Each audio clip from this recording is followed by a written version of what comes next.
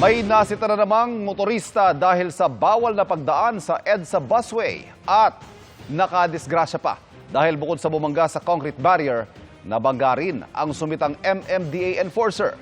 Nakatutok si Katrina Son. Wasak ang kanang bahagi ng bumper ng puting kotseng ito matapos tumama sa isa sa mga concrete barrier sa EDSA southbound mag-aalas 5 ng madaling araw kanina. Nabangga rin ang puting kotse ang nasa harapan nitong motorsiklo na minamaneho ng isang MMDA traffic auxiliary na si Jefferson Villaruel. Base sa investigasyon ng mga otoridad, napansin ni Villaruel na palipat-lipat ng lane ng puting kotse. The enforcer actually was passing through Pitwason, Cubao southbound toward his duty. Magiging pa lang po ang ating enforcer. Napansin niya na there was this vehicle na medyo alanganin on the busway. Nagminot daw dito sa bus carousel area natin. Ayon sa MMDA, dumaan ang sasakyan sa EDSA busway at pina-exit umano ni Villaruel. Pero bumalik ito sa busway.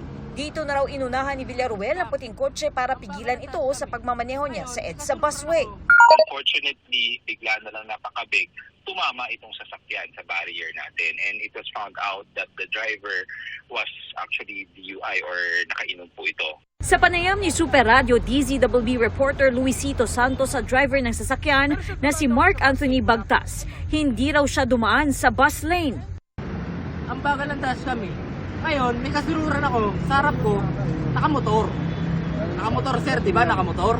O ngayon, bus lane saka dito, saan dapat siya pupunta? Iniwasan ko yung motor. Kasi magkadiretso kami sir, kahit kita naman sa dashcam kasi sir. Dahil dito, napakabig siya at natamaan ng motor at concrete barrier. Nang tanungin naman kung nakainom siya. Mga apat na sir. Agad naman daw dinala sa ospital si Villaruel na nagtamo ng galos at nabugbog ang balikat.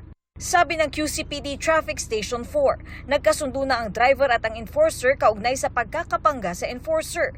Patuloy raw ang investigasyon ng MMDA sa insidente.